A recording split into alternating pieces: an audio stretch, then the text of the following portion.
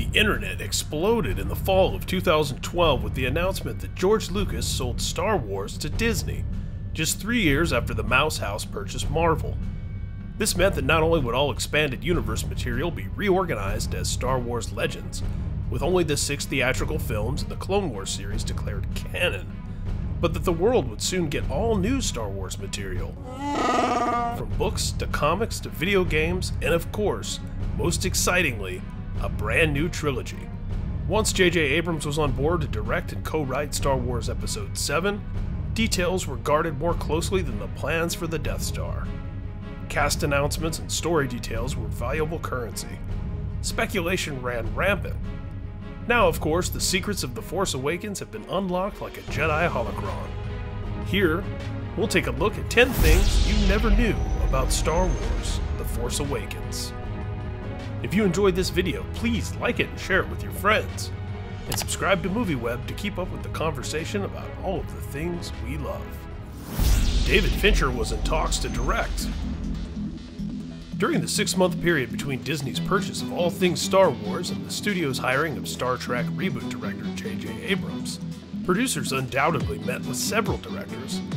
Lucasfilm boss Kathleen Kennedy has been tight-lipped about which director she met with, but we do know David Fincher was one of them. In 2014, the Seven director told Total Film he saw the first 2 chapters of the original trilogy as a story about the folly of man as observed by 2 slaves, C-3PO and R2-D2. Now don't you forget this. He wanted to make something closer to The Empire Strikes Back for Episode VII than what Disney likely wanted. He did meet with Kennedy again in 2017 about potentially directing Episode IX, but according to an interview with Empire, he was reluctant to make the kind of time commitment Star Wars requires.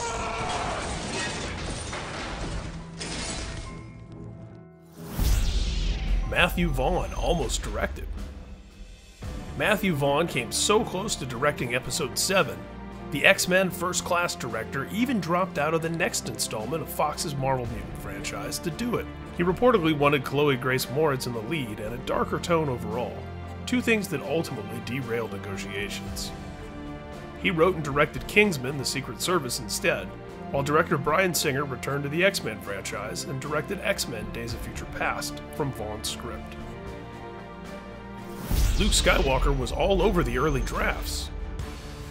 Michael Arndt originally put the galaxy's most famous Jedi into several key scenes in what became The Force Awakens, with plenty of dialogue. Mark Hamill lost 50 pounds and grew a killer Obi-Wan Kenobi-style beard, arriving on set thinking he'd still be at least in the 3rd act, even after J.J. Abrams in The Empire Strikes Back and Return of the Jedi co-writer Lawrence Kasdan had retooled the script. Arndt has spoken publicly about how hard it was to juggle all of the original trilogy characters and the new ones, particularly with Luke in the mix, something Abrams has backed up. Mark Hamill said plenty at the table read. Remember how exciting it was when we saw those photos from the Episode VII table read? The whole gang was there. But wait! Now we know that Luke Skywalker doesn't say a damn thing in The Force Awakens. So what was Mark Hamill doing in that meeting? A New York Times profile of the actor published in 2017 revealed that J.J. Abrams was gracious enough to ask him to read the narrative parts.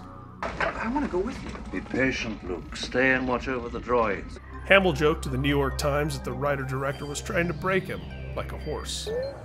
Maybe I'm just going crazy. The Severed Hand.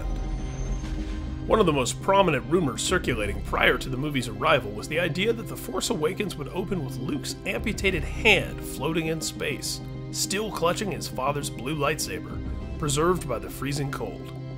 But according to Mark Hamill, that rumor was based in fact. In a 2016 interview with The Sun, the actor said the movie was originally going to open that way, with the hand drifting to Jakku and burning up in the atmosphere, leaving only the lightsaber itself to drop to the surface of the desert planet, where an unnamed alien would discover it. There were many potential Reys. Naturally, the chance to play a new character in a new Star Wars trilogy would be a dream role for any young actor. In addition to Matthew Vaughn's preferred choice of Chloe Grace Moretz, potential Reys reportedly considered along with Daisy Ridley include Jennifer Lawrence, Elizabeth Olsen, and Shailene Woodley.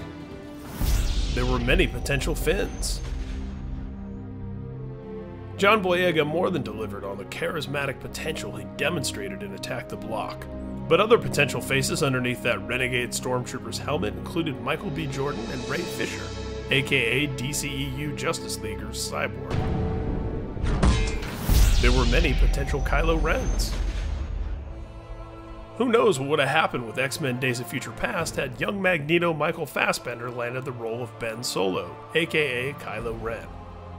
Lee Pace and Eddie Redmayne auditioned to play the masked servant of Supreme Leader Snoke as well. Better cameos than Attack of the Clones. Thankfully, that infamous in-sync cameo during the Battle of Geonosis was excised from Star Wars Episode VII, Attack of the Clones. By now, most fans are familiar with the fact that the voices of franchise stars Frank Oz, Ewan McGregor, and the late Sir Alec Guinness can all be heard in The Force Awakens. Most fans know Warwick Davis is in the picture, as well as James Bond star Daniel Craig. But there's Bill Hader and Ben Schwartz, who both contributed to the sounds emanating from BB-8. There are several Game of Thrones veterans in the movie, including Mark Stanley as one of the Knights of Ren and Jessica Henwick as an X-Wing pilot. Henwick is probably better known now from Marvel's Iron Fist and The Defenders. And there's Ken Lung, who was part of J.J. Abrams' Lost and had a small but solid part on The Sopranos. Carrie Fisher's daughter. There are a bunch of other cameos as well, but our absolute favorite has to be Billy Lord, who appears as a lieutenant in the Resistance. During an appearance on Ellen, the daughter of the late Carrie Fisher talked about how J.J. Abrams had initially had her audition to play Rey.